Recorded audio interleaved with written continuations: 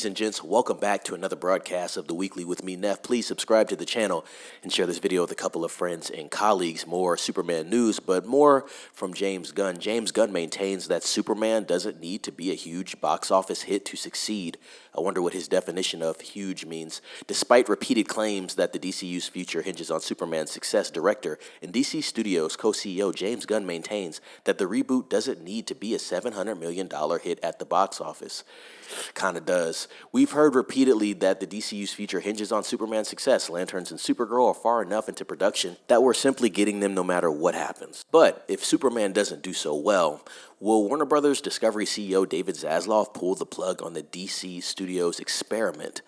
I don't know if he'll pull the plug on it. I definitely think there will be more eyeballs on what's going on in the future.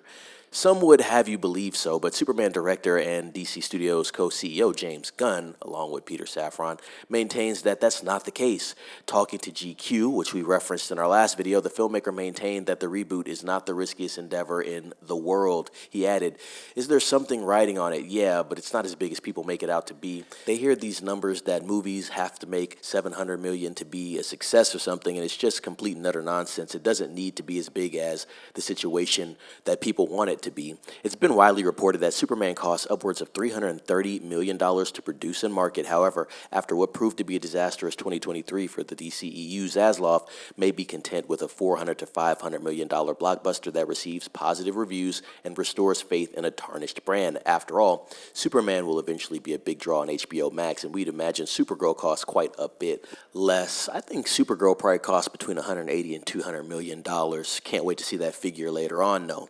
Clayface is also going to be a lower budgeted project, so if this is all about reviving a superhero universe that's running on fumes, then Gunn is likely right that there's more at play than Superman needing to be a $700 million hit. The Man of Tomorrow's biggest challenge is likely to be superhero fatigue, a problem even Marvel Studios has struggled with over the past few years. Thunderbolts received rave reviews, but still did not make the money it needed to.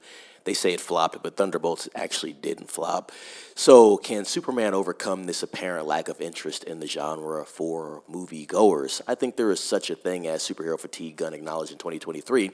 I think it doesn't have anything to do with superheroes. It has to do with the kind of stories that get to be told, and if you lose your eye on the ball, which is the character, then you lose the audience. We love Superman, we love Batman, we love Iron Man because they're these incredible characters that we have in our hearts. And if it becomes just a bunch of nonsense on screen, it gets really boring. Box office tracking for Superman has it ranged from a $90 million opening to a $200 million opening this weekend, and we're likely still a few days away from having a clear idea of how things will go for the reboot. As for now, most seem to believe it will be somehow around the $100 and $120 million mark, and so we will just have to see. Ladies and gents, what do you think about James Gunn's comments?